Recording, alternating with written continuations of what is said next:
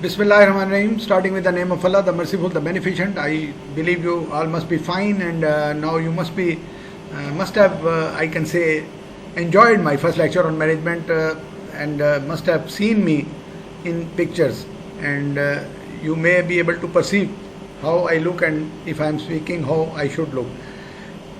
The term management and the topic of management, or the field of management, has been important because we are the students of this subject. We look the management through all different angles we can. So now the management in descriptive terms, the requirement of the management, the properties of a good manager, or the responsibilities of a good manager, or the management ways, we all see those again. We have seen different approaches, and we have seen that the democratic approach in as far as a manager is concerned is management is getting things done by others through some nice management.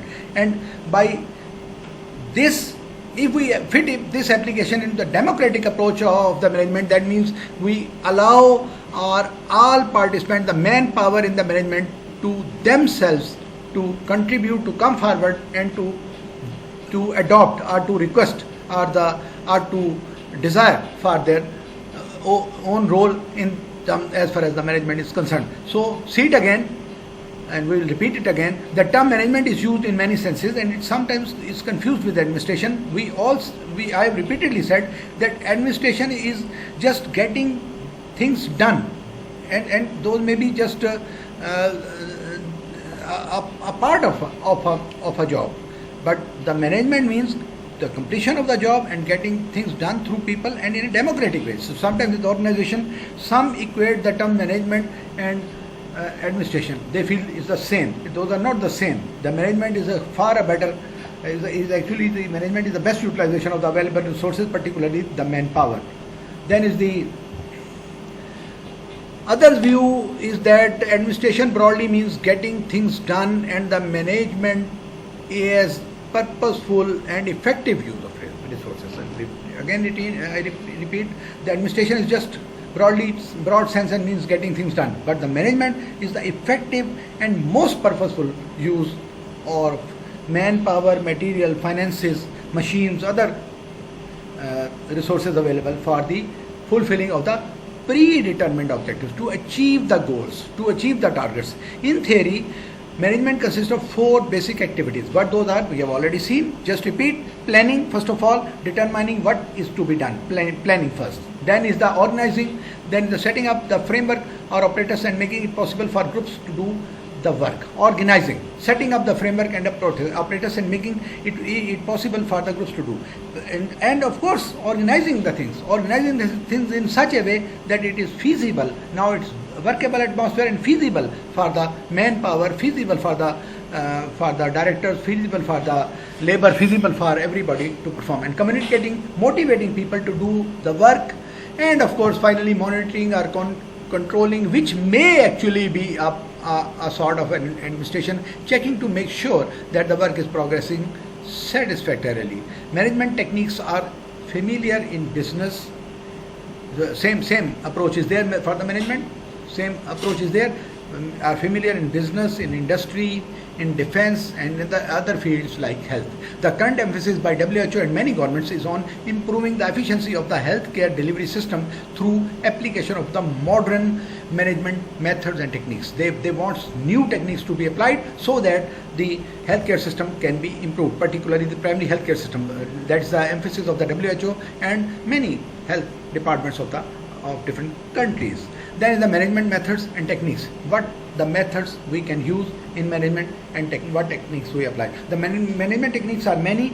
They are based on principles of behavioral sciences first, as well as the quantitative methods. So behavioral sciences methods, and then the quantitative methods. So first of all, we have to see the behavior of the people. We have to improve the behavior. We have to make people perform their duties. We have to make let people make their choices for their roles in the management or the completion of a project, and then the quantitative analysis of the same project. Those techniques have been developed by experts of management science to help the manager of any organization to achieve the stated goals more efficiently.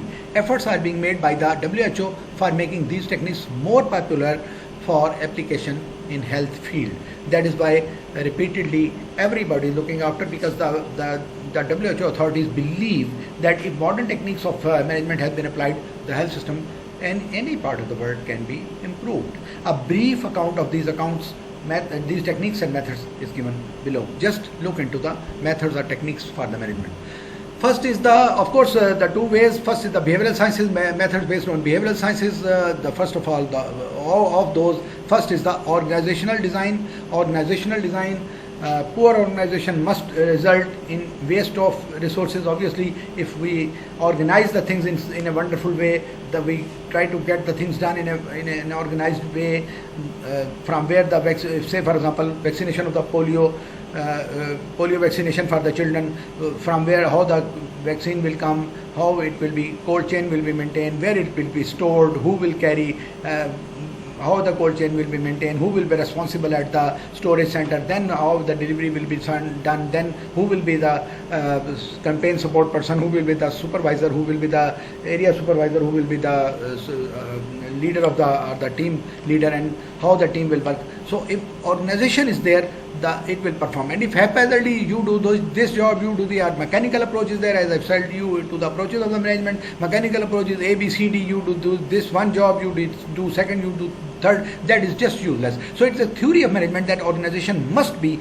suited to its current situation and needs to be serviced. The organization of health services should therefore be designed so as to meet the health needs and the demands of the people. That is where we are concerned. The organization of the health services should be organized in such a way that the design is so that it meets the needs of the people and the demand of the people. The basic health center should be constructed in the populated area, in the more populous area. Rather, it should not be constructed 5 or 10 kilometers away from the living area. Further, the organizational design should be reviewed every few years. Organizational design should be reviewed because of the changing concepts or the purposes, changing problems and changing technology. Everything is changing every day, so the technique should be reviewed, and the authorities should consider, the technical people should be there, the adjudicators, they should be there, the managers should be there, and they should see whether this organization is working fine or not, and if it needs some change, that change can be made. Previously I told you the theory of the story of the devolved units. Devolution plan was made and the organizational design was set up. Maybe it was a political shock to the system, but still the system did not work and that needed to be withdrawn. And the same old system was brought in, where the health department Punjab controls everything. The efficient delivery of health services depends upon the existence of an effective organization. I've already told you. Then is the number 2. First was the organizational design, and then is the personal management, the management of the people, the human beings, and the people involved. So this is skillful use of the human resources. I have already told you the best way is the democratic way. The people should be involved. People should sit together. They should be, their capabilities should be evaluated, their training should be seen, their education should be seen, and then they should be offered different jobs. So proper methods of selection, training and motivation, division of the responsibility, distribution of the roles, and of course elimination of the scare pegs in the round holes, that is the professional staff should not be put on the administrative job. That is another problem with the health department in particular, that sometimes the technical people, the surgeons, the nephrologists, the ultrasoners, the other technicians, the health educators, they are being put on the administrative jobs, and they do not have any role of administration. In administration, they have not been trained either through training, selection, or natural inclination, should not be encrusted with the administrative and management burdens. Incentive for better work, opportunities for promotion and professional advancement are the effective design of health teams. The effective designs of the health teams are all fundamental techniques of personal management, which could contribute to the efficiency of the health delivery service system. So by putting people for the on their own choice, or just giving them a chance of the initiative. Effective design for health teams with all fundamental techniques should be applied for the selection of the people for different jobs.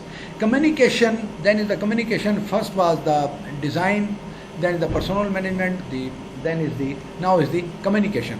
Communication, for the better communication contributes to the effective functioning of an organization. The communication roadblocks exist at various levels. The communication chain is not working. Sometimes people do not know what the decision has been made in the health department. The previous system works. Sometimes the new system does not reach some of the health facilities. The communication roadblocks exist at various levels, between the doctor and the patient, between the doctor and the nurse, between the senior officials and the juniors, between the directorate and the health ministry, between the health ministry and the other ministries, and the rest of the government. So communication barriers are responsible for delays in regular reporting and notification, and that is again a hindrance in the management of the system, and the management suffers such shocks, where when even somebody is working on a project, the project has been withdrawn or the project has been enhanced, but still the previous project is being going on. The lady health workers appointed in some areas, some of the people, they do not know that the seat has been enhanced. Some of the people appointed, but some people do not want to go. The communication is not there. Sometimes people are not aware of many facilities provided by the health department. Sometimes the teaching facilities could not be utilized. Sometimes the technical facilities could not be utilized because of the communication gaps. So delays in compilation of the statistics, delays in the release of the supplies and salaries, and delays in the institution of the prompt remedial measures.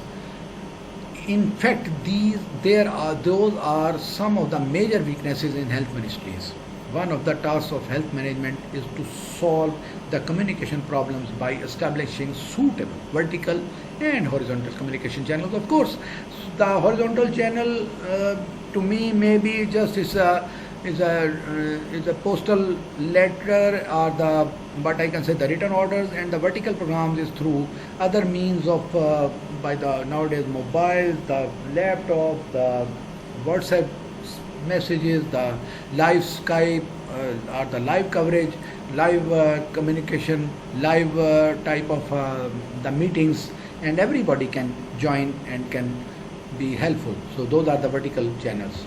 Then is the information system. Finally, very, very much important. Strong information system can only guide the health department and the management to see what can be done or what should be done. So until and unless strong information comes back to the health department or to the other authorities or to the other top order people, they are not in a position to have any idea about the management of the system going on. So information is needed for day-to-day management of the health system. Information comes from many sources, both formal and informal. The information system should be tailored according to the management needs of the individual health services.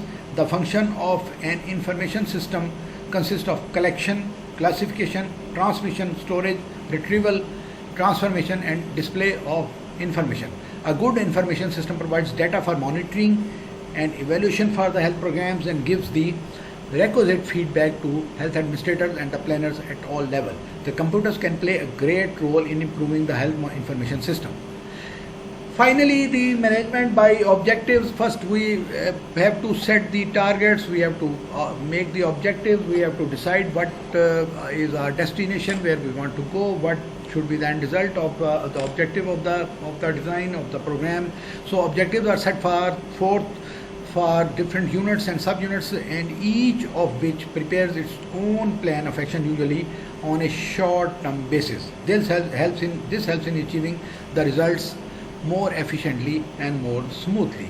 If we have set the targets in our mind, say for example, as far as polio vaccination is concerned, we have got a clear-cut idea in our mind that we have to vaccinate, say for example, 10 million children in this division, or for example 10 million people in those two divisions. Then its objective is set, management is there, ideas are there, the short-term plans are there, the other things have been done, staff has been managed, now in a position to get the required results if objectives have been set on.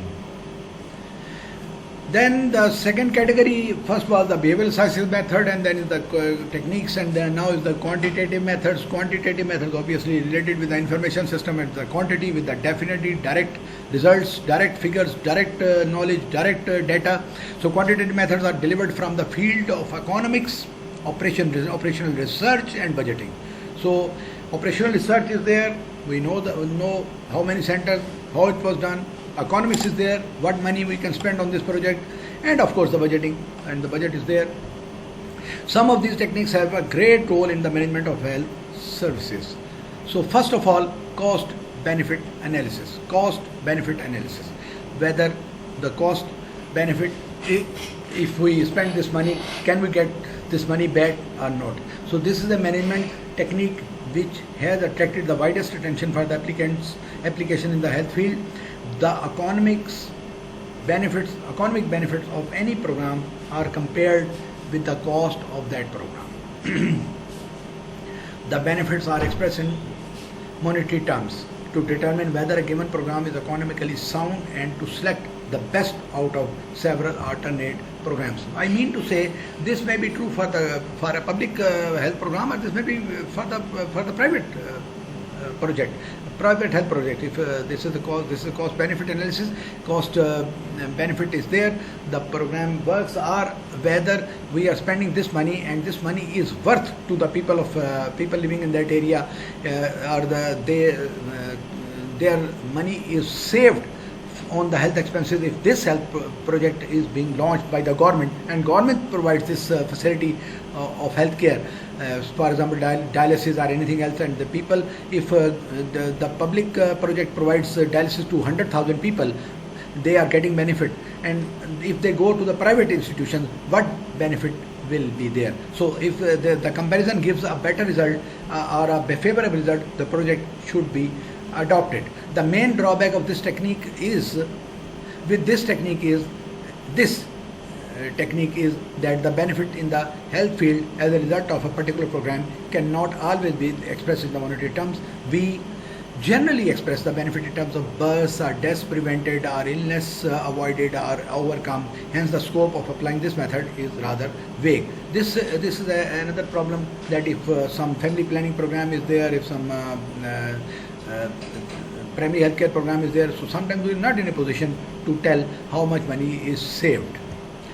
Then is the cost effective analysis, whether we are expending, say for example, 5 million Pakistani rupees on a project, whether this is cost effective or not. If people get their own on their own, well, will they spend this much money, or the people being benefited, or the health department, the people of the health department being benefited, or the private system is provided, whether it's beneficial to the people or not, it's beneficial for the doctor management or not. So this is a more promising tool for application in health field than the cost benefit analysis. It is similar to the cost benefit analysis, except that the benefit, instead of being expressed in monetary terms, is expressed in terms of results achieved, number of lives saved, or number of days free from the disease. So now we are in a position to actually say that this money is spent to save this much of the people, or this money is spent to save these people from the disease.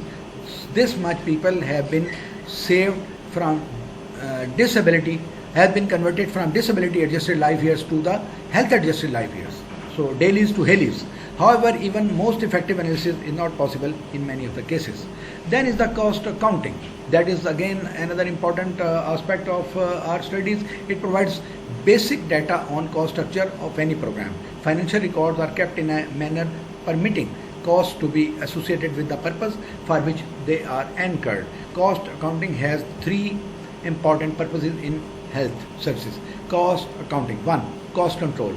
2. Planning and allocation of the people and financial resources. 3. And pricing of cost reimbursement.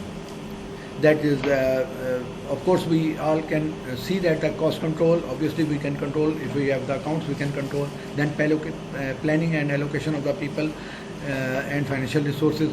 And finally, of course, if some department has to charge or the reimbursement has to be there, then we should know that what was our own cost, or if sometimes one department charges from another, or from private people has to be charged for some facility from the public department. Then the input-output analysis, what we have spent and what benefit we have got out of it, what result we have got out of it, what economic result is there. So input-output analysis is an economic technique. In the health field, input refers to the all health service activities which consume resources, manpower, money, material and time. This is what we have put in, input. And then is output, refers to such useful outcomes as cases treated, lives saved, or inoculation performed, or whatever I can say, people dialyzed, or people transfused with blood. All those outputs are there. So an input-output table shows how much of each input is needed to produce a unit amount of output.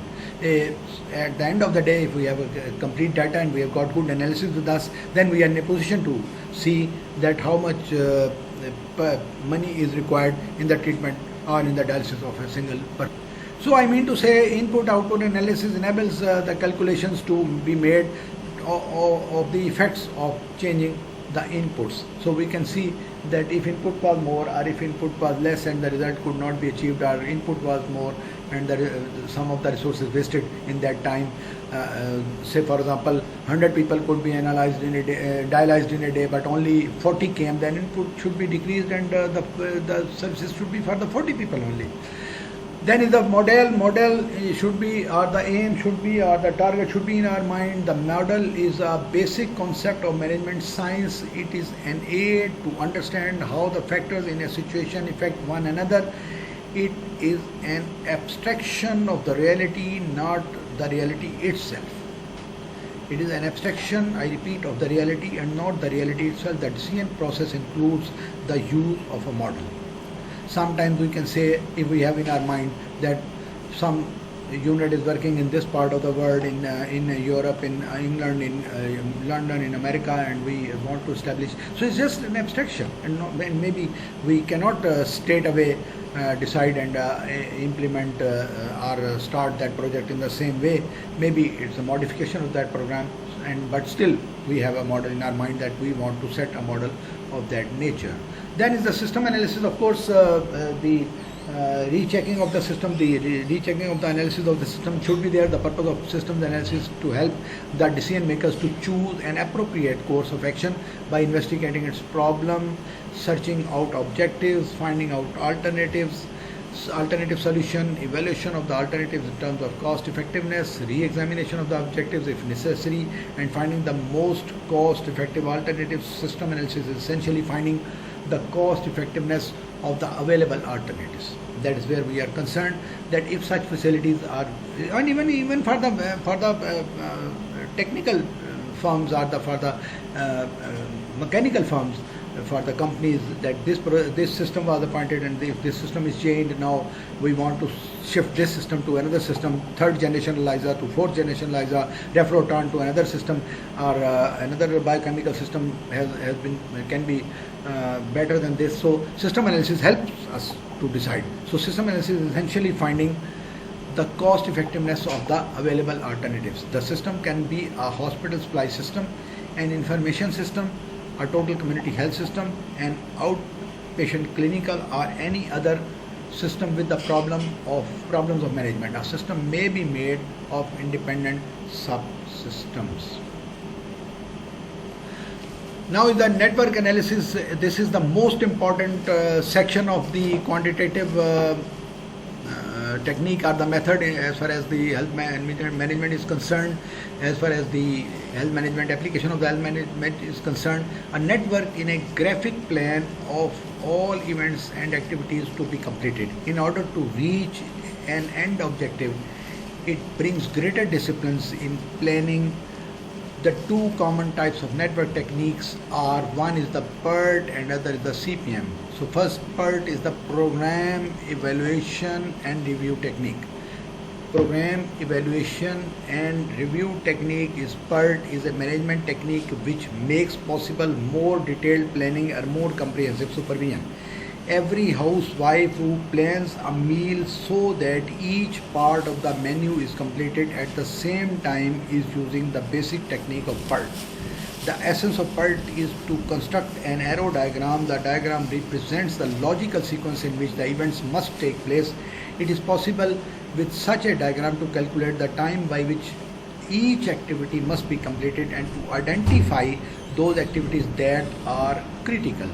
This simple technique provides a basic discipline by which all concerned in a project can know that what is expected of them and to minimize any delays or crises in the implementation of the plan. PERT is a useful management technique which can be applied to a great variety of projects. It aids in planning, scheduling, monitoring the project. It allows better communication between the various levels of management. It identifies potential problems. It furnishes continuous timely progress report. It forms a solid foundation upon which to build an evaluation and checking systems. Then is the critical path method, CPM. First was the PERT, that is I can say program evaluation and review technique, and this is critical path method. The longest path of the network is called critical path. If any activity along the critical path is delayed, the entire project will be delayed. If one section is delayed, if one part is delayed, you can believe it that if the construction of the building is not there, if the machinery is not available, if the manpower, the staff has not been appointed, if the other electricity and the other projects are not there, then every project will be delayed. And that is how all those are working in a single, I can say, whole of single, in a unit, is a full unit, is working in a body, is a body. So we continue with that. Now I'm tired, I have to rush somewhere. We continue with the third lecture on management next time. See you, goodbye.